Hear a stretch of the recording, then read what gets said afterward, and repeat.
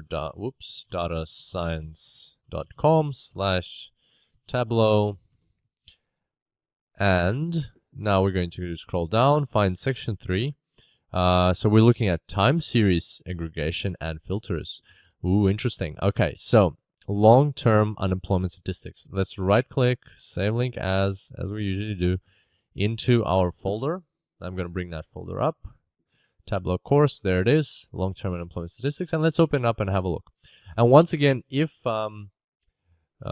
you don't have Microsoft Excel, then feel free to install OpenOffice. It's a free piece of software which works on both Windows and Mac, and you'll be able to view these files there. Okay, so as you can see, the format of the file is very different to, I'm just going to zoom in a bit, to what we saw in the previous section. So here we have a lot of like duplicate records in each or in many of the columns. So for instance, the period here for the period is repeated. So here we've got January many times, then we've got February many times, we've got March many times, then we've got the gender. So for January we've got 7 rows for men and 7 rows for women, and then the same thing happens for February, 7 and 7, and so on. And then for men we have the split into the age group 16 to 19, 20 to 24, and so on, and all the way up to 65 years and over. And then for each one of these rows we've got a number of unemployed people, so in that age group of that gender in that period of time. And so this is a very non-human-like way to structure data. It's not something that like you would expect to see if you were given a list, an Excel spreadsheet to just look at. It's not how you take in information very quickly and efficiently. So what humans are more used to looks a bit different, and it wouldn't have all these duplicate records. It would look, this is kind of a pivoted view. As humans, we're more used to unpivoted views. And I've got an example of that, which I'm just going to bring up now so that we can compare. So tell me if this looks a bit better. So here you can see age, so the age groups, and then you've got the year, and then you've got men and women. So if you need to look something up, you can quickly go, okay, so if I need March 2005 men in the age 40 to 45, so March 2005 men, age 40 to 45, there they are. So as easy as that. And it's kind of more natural for people to look at this. But for machines, for computers, it's more natural to look at this because they know exactly where to find everything, and it's just faster, and it's just more of a machine format. So this data is already structured in this format, which is going to be easy to import into Tableau. So this is easy. This is going to be would be much harder to import into Tableau. But don't worry, we are not going to focus on that right now. We will talk about structuring and preparing your data in a separate section of this course. It's a massive topic, and we're going to devote a whole section to it. So we'll do that further down in this course. But for now, let's just work with this data set that we have here, which is our unemployment data. So we've downloaded that. Let's close these spreadsheets. Let's open up Tableau.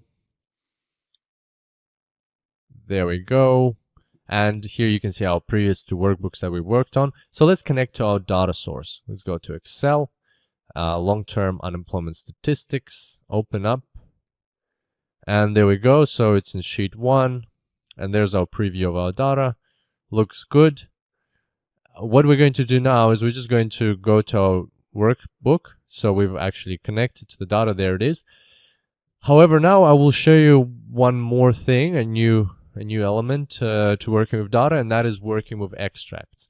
So you see this button here. You can actually connect to this data but extract it right away. So also you can do that while you're in the workbook, and you can do it from the worksheet, and we're going to do that. So move back to your worksheet without doing any kind of creating any dashboards. Just right click on the data and go to extract data. And so what this does is it creates an extract for Tableau to work from. So basically, instead of connecting live to data, the data is going to be extracted into a separate file and then is going to be kept there. So we're going to click extract. And here you can choose where to save this file. I'm going to save it in the same folder. Click save. And now you can see that the icon has changed. It's got this little arrow. And if you right click, it says use extract. Now if we go to the folder, which is here, you can see that there's a new file that has been created. Sheet 1, long-term unemployment statistics. So this is the extract. So our data from here is now being kept in here. So this is like a copy of the data. And you can, if you open it up, you won't see anything basically because it's a Tableau formats it and keeps it in its own way. So what happens now is if you change anything in this file, in this file that we originally connected to, then nothing will change in your workbook. So if you change the data, you will still have the old data in your extract. So it might be a good thing, it might be a bad thing. If you don't want your data to change after you've connected for the first time, then it's a good thing. If you want to keep your data updated to the original data source, which doesn't have to be an Excel spreadsheet, could be a database, could be a CSV file, could be anything, then you can do that as well. So you go to Tableau and right click here, you click extract and you refresh. And then here it gives you a question, you say yes, and your data is refreshed. So why would you use extracts? Well, it's quite simple. We're still working with small data sets, but when you start working with big data sets or dynamic data sets that often change, using the live connection might be slow and it might not be reliable. It might be constantly changing. It might be hard to work with. So that's when you create an extract, you do your work, and then you decide whether you need to return to the live connection or keep working with the extract. And if you want to return to live connection, you can always do that. Just right click and uncheck use extract. And then right away you can see now we're using the normal connection again. And that's how you work with extracts in Tableau. So for us in this particular example, doesn't matter. We're just going to keep using the extract because our data is not going to be changing. We don't really mind what we're going to be using going forward in this tutorial. And that's all for today. I look forward to seeing you next time when we will be looking at working with time series. Until then, happy analyzing.